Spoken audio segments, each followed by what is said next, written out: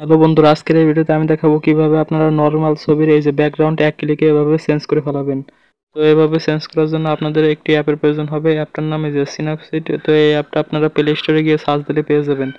তো আপনারা ওখান থেকে ইনস্টল করে নেবেন ফ্রিতে। তো এখান থেকে আপনারা একটি ছবি সিলেক্ট করে দেবেন। তো দেখতে পাচ্ছেন আমি একটি ছবি সিলেক্ট করে দিয়েছি। তো ছবি সিলেক্ট করার পরে যে এখানে ক্লিক করবেন। তো এখানে ক্লিক করার পরে এই যে দেখতে পাচ্ছেন ডাবল অপশনে, এই অপশনে ক্লিক করে দেবেন। তারপরে যে এখানে ক্লিক করবেন। ক্লিক করার পরে আপনার গ্যালারিটা আবার ওপেন হয়ে যাবে। তো ওখান থেকে এই যে সব ব্যাকগ্রাউন্ড আপনারা গুগলে সার্চ দিলে পেয়ে যাবেন। তো ব্যাকগ্রাউন্ড কিভাবে ডাউনলোড করবেন সেটা আমি ভিডিও লাস্টে বলে দেবো। তো দেখতে পাচ্ছেন এই অপশনটার উপরে ক্লিক করে এটাকে বাড়িয়ে দেবেন। তারপরে দেখতে পাবেন এই ব্যাকগ্রাউন্ডটা এখানে অ্যাড হয়ে যাবে। তারপরে এখানে ক্লিক করবেন, এই যে ভিউ অপশনে ক্লিক করবেন। তারপরে দেখতে পাচ্ছেন এই বিরাশ আইকন, এখানে ক্লিক করে দেবেন। তো ক্লিক করার পরে এখন দেখতে পাচ্ছেন এটাকে 100% বাড়িয়ে নেবেন, মানে ওই ব্যাকগ্রাউন্ডটা আপনার পিছনে অ্যাড করার জন্য। তারপরে এটাতে কমাতে পারবেন আর এটাতে বাড়াতে পারবেন। এভাবে করে আপনারা কমিয়ে বাড়িয়ে এডিট করে নিতে হবে।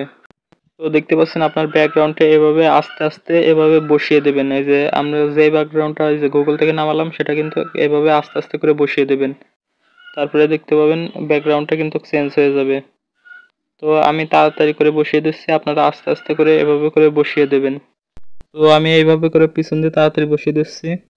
তো আপনারা খুবই আস্তে আস্তে বসাবেন, তাহলে ছবিটা এডিট করতে মানে এডিট করলে সুন্দর দেখা যাবে। দেখতে পাচ্ছেন আমার ছবিটা কিন্তু এডিট হয়ে গেছে। এই যে পিছনের ব্যাকগ্রাউন্ডটা কিন্তু এখন চেঞ্জ হয়ে গেছে। তো দেখতে পাচ্ছেন এই যে এই পাশে চোখের মতন এই আইকনে ক্লিক করলে আপনারা দেখতে পাবেন যে এই ব্যাকগ্রাউন্ডটা কোথায় কোথায় বসে নাই। তো আপনারা জুম করে সেই জায়গায় যে এইভাবে করে বসিয়ে দেবেন। তো তাহলে কিন্তু আপনারা একদম পুরোপুরিভাবে এডিটটা হয়ে যাবে। তো পিছনের ব্যাকগ্রাউন্ডটা কিন্তু চেঞ্জ হয়ে যাবে। এই যে দেখতে পাচ্ছেন আমার ব্যাকগ্রাউন্ডটা কিন্তু চেঞ্জ হয়ে গেছে অটোমেটিক। তো দেখতে পাচ্ছেন এই ব্যাকগ্রাউন্ডটা চেঞ্জ হয়ে যাওয়ার পরে যে এই পাশে টিক মার্ক করবেন, এখানে টিক মার্ক করে দেবেন। তো আমার এই যে এই সাইডে যে টিক মার্ক অপশন রয়েছে, তো আমি এখান থেকে এই যে টিক মার্ক করে দিলাম।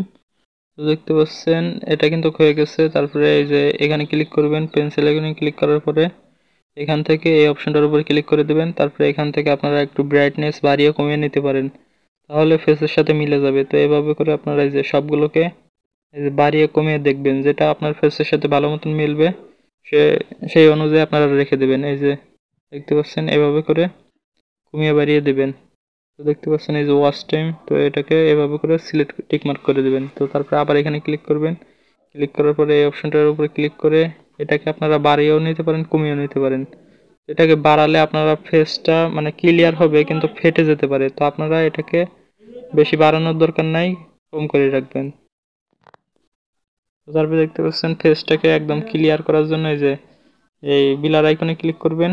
ক্লিক করার পরে এটাকে এভাবে এই যে ছোট করে নেবেন। আপনারা এই যে এইভাবে বিলারটাকে বাড়িয়ে কমিয়ে নিতে পারেন। তো এই যে এই অপশনটার উপরে ক্লিক করবেন। তারপরে এখানে ক্লিক করার পরে যে ব্রাশ আইকনে ক্লিক করে আপনার ফেসটাকে এই যে জুম করে এভাবে বিলার করে দিতে হবে। এই যে 100% বাড়িয়ে তারপরে এই যে আস্তে আস্তে এই যে বিলার করে দিবেন। এভাবে আস্তে আস্তে করে বিলার করে দিবে। বিলার করে দেওয়ার পরে কিন্তু তোমার ফেসটা একদম আগের মতন মানে একদম স্মুথ হয়ে যাবে। এই চুলের উপর দেওয়ার দরকার নাই। তো তোমরা এই যে এই পাশে এটাকে কমিয়ে দিবে। তো দেখতে পাচ্ছ এই যে এভাবে করে ব্লার করার পরে এই অপশনটাতে ক্লিক করে এটাকে বাড়িয়ে কমিয়ে নিতে পারো। তো তারপরে এখান থেকে এই যে আমি এটাকে এইভাবে রাখলাম, তারপর টিক মার্ক করে দেবে। এখন এই যে পাশে টিক মার্ক করে দিলাম, তারপরে আবার এই পেন্সিল আইকনে ক্লিক করবে। তো আবার ব্লারে ক্লিক করবে, ফেসটাকে আবার স্মুথ করে নিতে হবে। তো আমার হাতের পরে স্মুথ করে নিতে হবে। তো এই টিক মার্কে ক্লিক করবে, তারপরে আবার এখানে ক্লিক করার পরে এই যে বিরাশ আইকনে ক্লিক করে দিবে। ক্লিক করার পরে এই যে আমি আবার স্মুথ করে দিচ্ছি।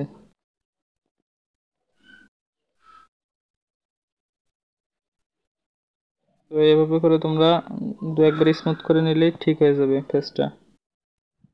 তো দেখতে পাচ্ছ ওই যে ফেসটা কিন্তু একদম স্মুথ হয়ে গেছে। আগে কিন্তু ওই যে ফাটা ফাটা দেখা যাচ্ছিল, এখন কিন্তু আর সেগুলো দেখা যাচ্ছে না।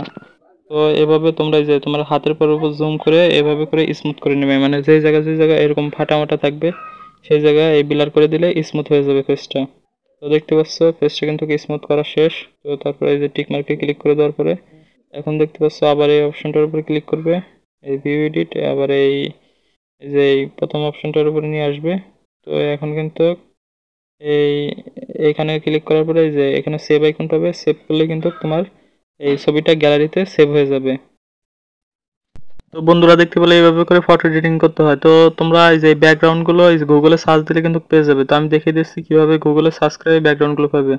তোমরা গুগলে সার্চ দেবে এই যে ব্যাকগ্রাউন্ড ফটো এডিটিং কিংবা এই যে ব্যাকগ্রাউন্ড লিখে সার্চ দেওয়ার পরেও কিন্তু পেয়ে যাবে। তো আশা করি তোমরা এই যে চ্যানেলটিকে অবশ্যই সাবস্ক্রাইব করবে এরকম ভিডিও পেতে হলে, আর ভিডিওতে অবশ্যই একটি লাইক দিবে। তো এই যে দেখতে পাচ্ছ এখানে কিন্তু অনেক ব্যাকগ্রাউন্ড চলে এসেছে। তো তোমরা দেখতে পাচ্ছ এই ব্যাকগ্রাউন্ড গুলো কিন্তু তোমরা এখান থেকে ডাউনলোড করে নিতে পারবে। তো আমি যে ইমেজের উপরে ক্লিক করতেছি, তো দেখতে পাচ্ছ একটু নিচের দিকে আসে যেখানে দেখতে পাচ্ছ এডিট, এই যে এডিটিং, তো এখানে ক্লিক করে দেবে। দেখতে পাচ্ছ অসংখ্য কিন্তু ব্যাকগ্রাউন্ড এখানে চলে আসবে।